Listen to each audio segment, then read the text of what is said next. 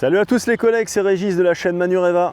Nouveau concept sur la chaîne, comme tu peux le voir. On va dorénavant faire également de la présentation moto. Alors vous avez été quelques-uns à me proposer ce genre de concept et c'est vrai que j'ai eu par le passé une chaîne moto. Je trouve ça très intéressant de refaire quelques présentations moto. Moi ça me plaît beaucoup. Alors sache chers collègues que ce ne sera pas que de la machine dernier cri, hein, peu importe l'année et peu importe le type de moto. Ça peut très bien être du custom, de la sportive, du trail. Voilà, aucune préférence. Tu me contactes si tu veux qu'on présente ta moto et sache que je suis dans le sud de la France du côté de Fréjus. J'avais fait une vidéo sur ma 1250 GS, donc je me suis séparé de la GS pour prendre une Africa Twin et donc je vais t'expliquer tout ça au cours de cette vidéo puisque avant de prendre cette Africa, j'ai eu deux GS. Une GSA, donc la GS Adventure, la grosse en 1250 que j'ai ensuite revendue pour prendre la classique, la GS 1250 Trophy qui était magnifique également. Et là, j'ai vraiment trouvé mon bonheur avec cette Africa Twin. Donc, je vais essayer de t'expliquer tout ça et de te retranscrire le plaisir que je prends au guidon de cette moto. Donc, sache que bon, voilà, moi j'ai mon permis depuis 98. J'ai eu plus d'une vingtaine de machines. Je pense qu'on est dans les 25 motos en tout. J'ai eu tout type de machines. J'ai eu de la sportive, de l'hyper sportive, S1000RR, ZX10R, CBR 1000. J'ai eu du 600 XT, ZX12, enfin... Ça a été très voilà. Seule chose que je n'ai jamais eu, c'est des customs. Mais après, j'ai eu de la route chère comme du bandit. Donc voilà, c'est pour te retracer un petit peu mon parcours en tant que motard. Les collègues, je m'équipe et on part tout de suite rouler. On va rentrer un peu sur les aspects techniques. Je vais te la décrire, t'expliquer les nouveautés qu'il y a eu parce qu'effectivement, il y a eu des nouveautés en 2024. Allez les amis, c'est parti. Mise du contact, démarrage à la machine. Tu vas voir que sur l'Africa Twin, on a toujours ce fameux message qui arrive au démarrage. Ça, c'est assez pénible. Donc soit tu appuies sur OK ici ou sur le bouton Entrée au niveau de ce gros commodo. Alors comme tu peux le constater sur cette machine, nous n'avons pas d'embrayage. Ici, c'est un frein de parc. Donc lorsque la machine est garée en pente, tu serres le frein et tu pousses ici et voilà, la machine ne peut plus bouger, tu as un frein de parc. Honda a pris soin de mettre le levier assez loin de façon à ce que tu ne puisses pas l'attraper en roulant forcément, si toutefois tu as le réflexe d'aller attraper l'embrayage, puisque cette moto n'est pas munie d'un embrayage, puisqu'il s'agit d'une version DCT. Donc tu vois le DCT, tu as le bouton neutre, bouton drive ou sport, et ici automatique ou manuel. Donc nous on va se mettre en drive, et on est parti. Donc le DCT Dual Clutch Transmission, c'est ni plus ni moins qu'une boîte mécanique robotisée, comme on pourrait avoir sur les voitures.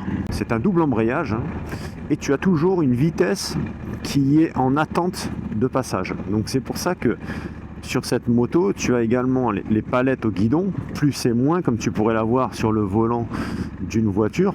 Et en définitive, le passage de vitesse est ultra rapide. C'est-à-dire que si tu as la même machine en boîte méca ou même avec un shifter, tu auras plus de lenteur à passer tes vitesses qu'ici avec une simple pression sur une gâchette.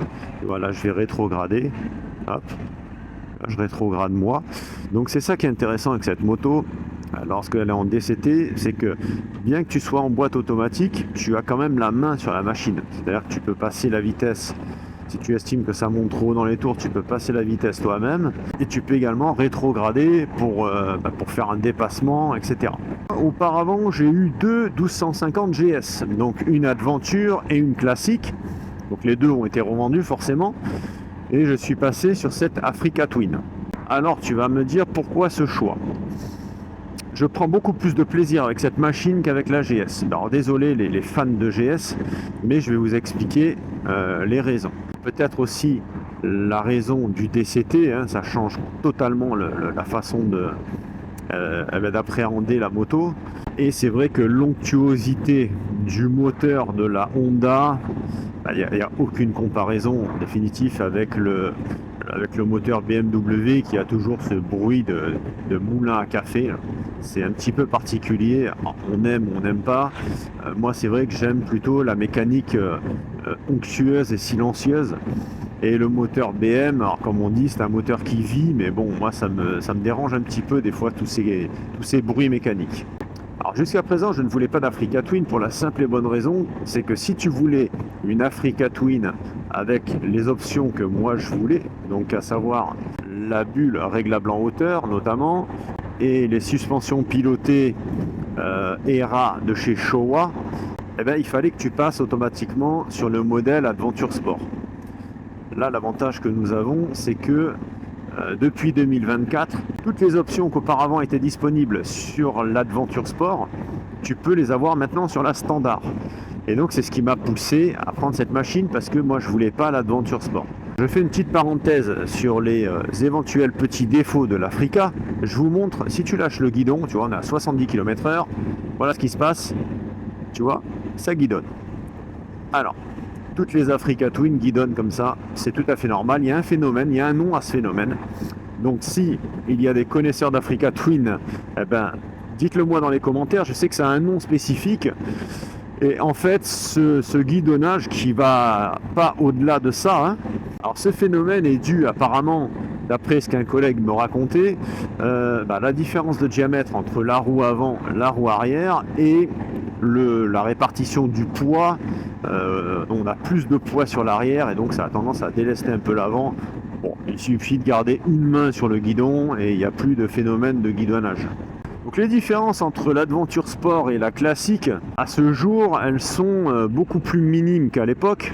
À l'époque, il y avait franchement beaucoup d'options intéressantes sur l'Adventure Sport qui deviennent de moins en moins intéressantes maintenant. Tu as le réservoir, puisque sur celle-ci, nous sommes sur un 18,8 au niveau de la capacité. Et sur l'Adventure Sport, tu es à 24,8. Alors si tu as besoin d'avoir une grosse capacité de carburant embarqué, c'est vrai que ça peut être intéressant de opter pour l'Adventure Sport. Autre différence, c'est au niveau de la face avant, où sur l'Adventure Sport, on a les feux qui sont en bas de la tête de fourche. Et ce sont en fait des feux de virage, hein, des feux additionnels de virage qui viennent compléter le faisceau lumineux dans les virages. Moi personnellement je m'en foutais, donc ça c'est une option aussi que j'ai écartée. Ensuite tu as également la roue avant qui est en 19 pouces sur l'Adventure Sport. Si tu veux une roue en 21 pouces à l'avant de ton Adventure Sport, ce ne sera pas possible. Si tu veux du 21, il faut rester sur celle-ci, hein, sur la standard. On va faire un demi-tour. Donc, bon, avec ce genre de machine, on a un rayon de braquage qui est monstrueux, hein, comme tu peux le constater. Donc au niveau du demi-tour, on n'aura pas de problème. On met le clignot et c'est parti. Bon, sur une machine comme ça, ça tourne sur place, hein. Il n'y a aucun problème. Voilà. Je pourrais même refaire un rond. Enfin, ça, c'était sans grande surprise vu le rayon de braquage de l'Africa. Donc à titre indicatif, moi je fais 1m80 et cette moto me convient mieux qu'une GS. Je m'explique. La GS, pour être confortable sur la moto, il fallait que je mette la selle en position haute. Sinon j'avais vraiment les jambes trop pliées. C'est le cas également sur elle. Par contre c'est vrai que la GS avec la selle en position haute, lorsque tu es à l'arrêt pour toucher le sol, t'es pas super au niveau de tes appuis. Enfin, à mon niveau, avec encore une fois mes 1m80. Sur elle, j'ai de meilleurs appuis au sol. Et je dois t'avouer que la moto, sur les manœuvres à l'arrêt, on va dire, ou à basse vitesse, la moto a moins tendance à se casser la gueule. Donc au niveau poids, on est à 231 kg sur cette Africa Standard, mais sur la mienne, étant donné que j'ai une boîte DCT, il faut que tu viennes rajouter 13 kg. Voilà, 13 kg, c'est le poids de l'option DCT. Alors je l'ai un petit peu accessoirisé de mon côté, donc j'ai mis les pare-mains parce que ça c'est une option. Alors je te cache pas, les pare-mains viennent de AliExpress, hein. C'est exactement les mêmes que d'origine, c'est du plug and play, ça se monte très bien, il n'y a pas de souci. Et le petit kit déco en résine qu'il y a dessus, j'ai pris ça sur Amazon. Ensuite j'ai mis donc le support pour le téléphone avec le quad lock. J'ai installé également la béquille centrale, mais je l'ai commandé chez Honda parce que je voulais pas une béquille no name au risque d'avoir des problèmes. Voilà, là c'est quand même la béquille, c'est ce qui tient la moto debout. Tu remarqueras sur ma moto, j'ai opté pour un top case 52 litres de chez JV. Esthétiquement, je trouve qu'il passe beaucoup mieux que l'esthétique de la machine, contrairement au 58 litres qui lui est beaucoup plus carré. Au niveau maniabilité, la moto c'est excellent à basse vitesse. La maniabilité est vraiment très très bonne sur cette moto. Tu vois, passer là dans ce petit trou là, clac, voilà, hop, tu vois, ça passe crème. C'est très maniable. C'est, je sais pas, c'est peut-être le phénomène roue 21 pouces à l'avant et le petit pneu en 90-90. Mais c'est vrai que je la trouve très maniable. À l'arrière, nous sommes en 150-70 sur une jante en 18 pouces. Et nous sommes sur cette Africa avec des jantes tubeless. Donc ça peut paraître évident pour tout le monde, mais sachez qu'il y a encore peu de temps, sur les Africa Twin, vous aviez des jantes à chambre à air. Donc le freinage de cette machine, donc on est sur du Nissin avant-arrière. À l'avant, on est sur de l'étrier radial 4 pistons qui fait très bien le job, hein, ça freine super bien, il n'y a rien à dire. Forcément, donc j'ai mis la suspension pilotée. Alors je dis forcément parce que moi c'était un de mes critères. Et ensuite, on a toutes les options disponibles au catalogue. Donc la boîte DCT, c'est une option. Poignée chauffante sur 5 niveaux, régulateur de vitesse. On a un écran, un superbe écran tactile de 6 pouces et demi. Par contre, je vous déconseille d'utiliser le tactile. Pour la simple et bonne raison, c'est que ce tactile a tendance à avoir des petits problèmes avec le temps. Donc, bien qu'il soit tactile, moi je conseille d'utiliser ce gros Komodo pour éviter d'avoir des problèmes. Tant que c'est garanti, ça va. Mais le jour où il faut remplacer un tel écran, je ne sais plus de mémoire, mais on est entre 3 et 4 000 euros l'écran. Sinon cet écran est très très complet au niveau... là on a beaucoup de détails, hein, contrairement à d'autres machines. Donc là moi je l'ai mis en fond noir, donc tu peux le mettre en fond blanc ou en automatique, c'est-à-dire en jour tu seras en blanc et la nuit il va passer en fond noir. Donc on a toutes les informations nécessaires, comme je te disais. On a la puissance qui est paramétrable, l'engine brake, donc le frein moteur est paramétrable, le traction control également, l'ABS sur route ou en off-road est paramétrable, la suspension est réglable aussi au niveau souplesse mais pas en hauteur. En hauteur elle va se régler toute seule. En fait si jamais tu prends un passager et que tu sélectionnes deux casques, donc tu as la possibilité, tu vois, de sélectionner entre 1 et 2 casques, un casque avec bagage, 2 casques avec bagage. Donc voilà, tu peux vraiment tout paramétrer et c'est automatique au niveau des précharges, etc. Et ensuite tu as tous les modes utilisateurs. Utilisateur 1, utilisateur 2, là tu peux absolument tout paramétrer. Et ensuite tu as les modes qui sont préétablis par Honda. Là tu auras un mode cyclotourisme, je crois qu'ils appellent ça, c'est le mode le plus classique. Ensuite tu as un mode pluie, un mode gravel. On va pas s'étendre sur les modes. Bon ce qui est dommage en effet c'est cet écran tactile qui devient quasiment inutilisable, hein, parce que s'il faut le changer tous les 3 mois parce qu'à force de taper dessus le machin il se met en carafe, ça c'est un petit peu dommage. Moi perso ça me dérange pas, j'utilise tout avec ça parce que le tactile à force avec les gants et tout, je pense que la surface de l'écran n'apprécierait pas trop. Gros bémol pour moi, c'est ce gros Komodo là qu'ils ont mis, franchement qui est pas du tout intuitif, c'est assez compliqué à utiliser. Moi ce que je cherche souvent c'est les appels de phare, hein. C'est un petit peu haut, j'ai tendance à l'attraper là-bas derrière. Donc ça c'est peut-être aussi l'habitude que j'avais pris avec la GS. Et c'est vrai que le clignotant aussi, on a tendance un peu à le chercher. Souvent je regarde le Komodo pour voir où je mets le pouce, parce que je sais pas trop en fait où est le clignotant. Bon, au niveau des points négatifs, je pense avoir fait le tour. Alors on refait un petit peu le tour de la machine, il y a des trucs qui me reviennent à l'esprit. Ici à gauche tu as une prise allume-cigare et à droite tu as une prise USB. Alors le confort général de la machine est très bon. J'ai franchement rien à dire à ce sujet. La selle, alors je vous parle de la selle parce que beaucoup de monde sur les forums se plaignent de la selle. Et dans le lot, il y en a 2-3 qui disent « Oh non, moi je la trouve super ». Écoutez, je suis très étonné, mais moi je fais partie de ces 2-3 qui disent « Moi je la trouve super ». C'est-à-dire qu'elle me fait pas mal au cul du tout cette selle. Enfin pas plus qu'une autre moto. J'ai quand même un fessier assez fragile.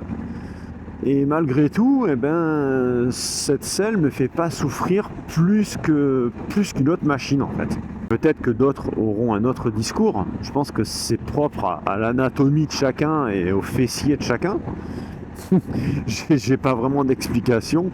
Je dois avoir un fessier qui se rapproche des concepteurs de la moto, donc des japonais, parce que vraiment, j'ai vraiment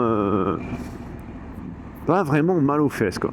Les copains, si vous aimez ce genre de contenu, je vous invite à vous abonner à la chaîne et à mettre un petit like, car dans les jours et semaines à venir, il y aura d'autres présentations de ce type, puisque ça fait partie du nouveau concept aussi de la chaîne. Je pense avoir fait le tour en fait sur cette machine. Après ça va être des détails surtout d'aspect caractéristiques techniques, mais bon, je préfère te donner vraiment mon ressenti en tant que motard au guidon de cette moto plutôt que de te lire une fiche technique. Je pense que pour ça t'as pas besoin de moi, tu peux aller sur Google, tu vas voir la fiche technique de la moto et tu auras tous les chiffres. La bulle d'origine offre une très bonne protection.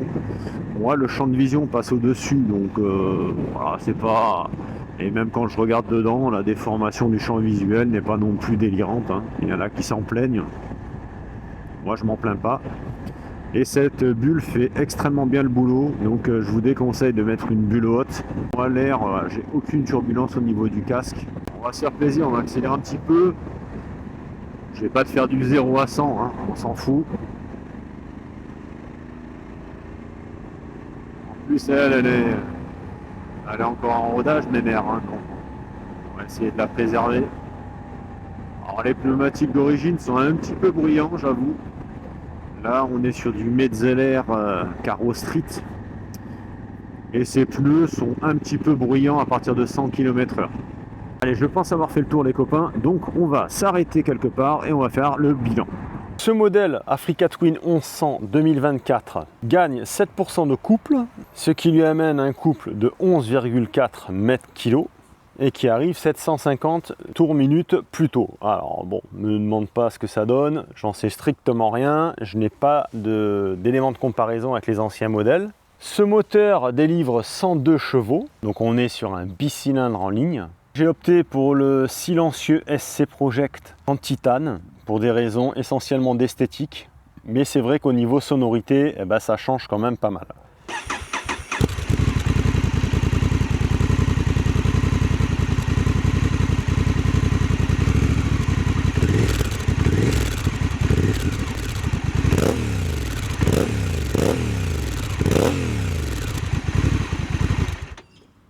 Ce silencieux titane donne un gain de 2,2 chevaux à la moto. Alors c'est pas tant pour le gain parce que bon, sur un trail on n'est pas à la course aux chevaux.